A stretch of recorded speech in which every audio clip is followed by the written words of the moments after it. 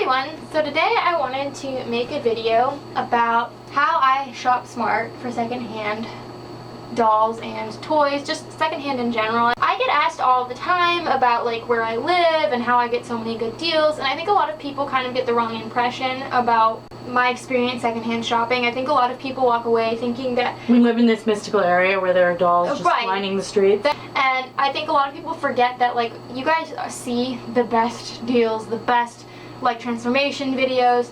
Right, like this Sunday when we didn't get anything at all, like we literally came home empty-handed, nothing. I think that the number one thing to take away is that persistence is key. That you can't go to a secondhand place and just expect that you're gonna find like a ton of dolls, because realistically that's probably not gonna happen. You'll be lucky if you find a few dolls, and you'll be even luckier if they're in a price range that you can pay or they're dolls that you want. If you give up right away, you're never gonna find out what you could have missed. Statistically speaking, the more you do something, the better chances you have of like success. Our biggest thing is we go every Sunday in season, and well, when the weather's nice and when we're not busy, and that gives us a better chance of finding stuff. In general, I would say this applies to like any kind of secondhand place, even places like the Salvation Army or like yard sales, anything like that. The best times of year where there are like the most like secondhand dolls and toys and just things in general would be in the spring when everyone's doing their spring cleaning, and in the fall when a lot of people don't want to put the dolls back in the shed for the winter, are trying to make room for things and like winterize. You just tend to get the most stuff and the best deals because people just want to get rid of the stuff at that point. Not everybody lives near a flea market or a thrift store, but a lot of people don't. If you're watching this video, you have access to a computer and online shopping. You can buy things secondhand online now. Tips for this video also apply to that, like persistence. Like we really want something, we just troll for the listing and wait until we see the right one pop up. For secondhand stuff online, like on eBay and stuff, Christmas time. Being Christmas. Outdoor flea markets and yard sales tend to be better than indoor places, and the reason for that is the people who set up at these things, they have to pack and unpack their stuff each time they set up. So the less they have to put away at the end saves them more time. So they're more willing to negotiate with you.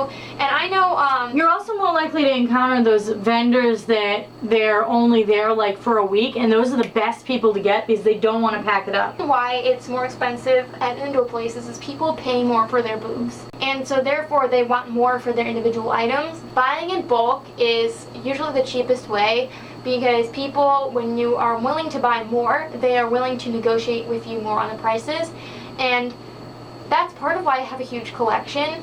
Like most of my second-hand dolls I've gotten in big bin, and sometimes you can get dolls as cheap as like 10 cents each in a bin. Yeah, if you're buying in bulk. And that's true of anything. I mean, if you're not really a doll collector and you're just watching this video, I mean, like I just bought a lot of books. I got 12 books for way below retail because I bought them in bulk. In bulk, right.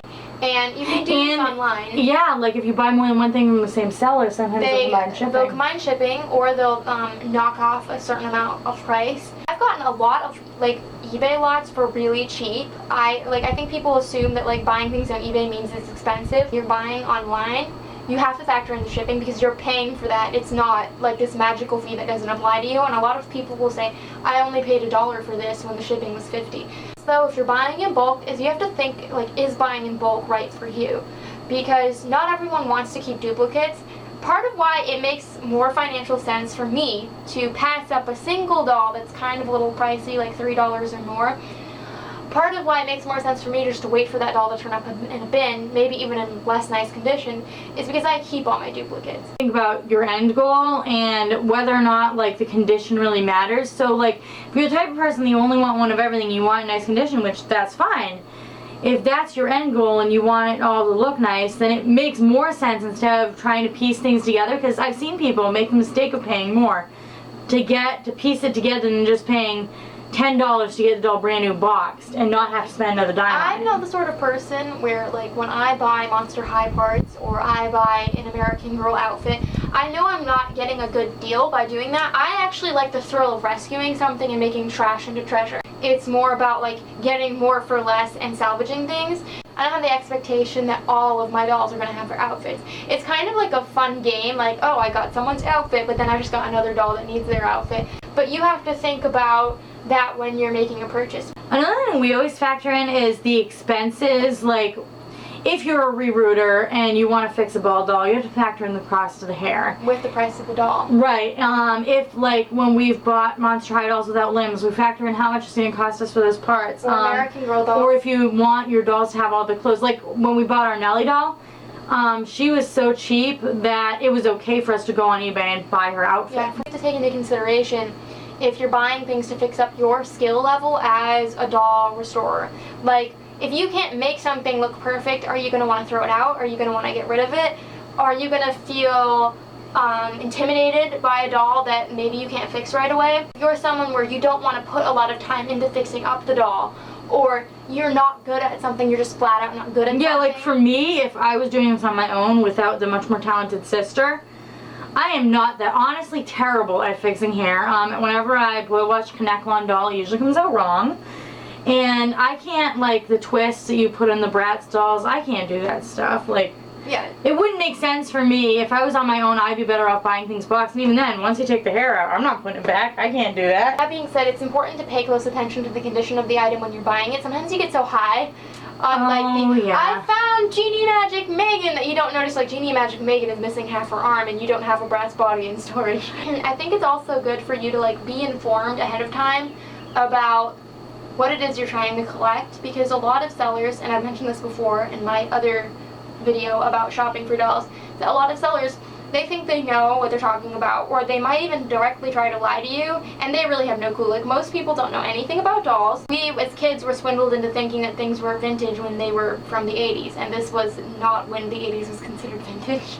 I think it's just good to be informed, and also, like, just because something might be worth something to someone else, that doesn't mean that you have to pay that. Like, I really don't like answering the question of, is this a good deal, or how much should I pay for something, because I don't buy things based on rarity or based on what other people want. I pay what I pay based on what I feel comfortable with. Right, well, because to each person, everything has a different value. And when you know more about the doll and when you know more about the condition, that's a tool you can use to barter. Now, obviously, you want to be polite and you don't want to be a know-it-all and you don't want to offend the seller and argue with them, but you can use it as a bartering tool, like this doll has cut hair, or this doll's missing an arm, or the shoe. This doll's missing a shoe. Sorry if the lighting is different and we look a little bit different. The camera died, so it is a few hours later because it needed to charge. The more you go to these secondhand places, the more you make connections with people.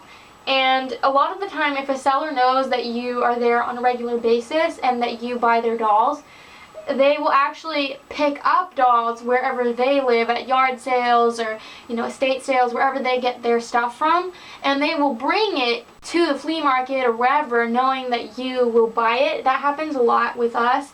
And also, a lot of times, because we're so serious about buying dolls, certain sellers will like let us look at the stuff they haven't put out yet and stuff. I know sometimes people will like, they know you're coming, like, remember the lady who got your, like, the grill playset from? Mm-hmm. When she knew we were interested in dolls, she said she'd remember to bring more out. Yep, exactly. They'll bring stuff maybe that they don't usually bring if they know that you're interested. Sometimes if something's, like, slightly out of your price range by a couple dollars, or you're not quite comfortable paying the price but it's not out of this world, sometimes it really does pay off to wait, because sometimes if dolls sit around on someone's table long enough, they get tired of them, or you find a better deal. Wait a little if it's something you can afford to maybe miss out on. Being swayed by like what other people tell you things are worth and what other people tell you you should buy, like, I think it's just important to go with your gut and go with your budget and go with what you like.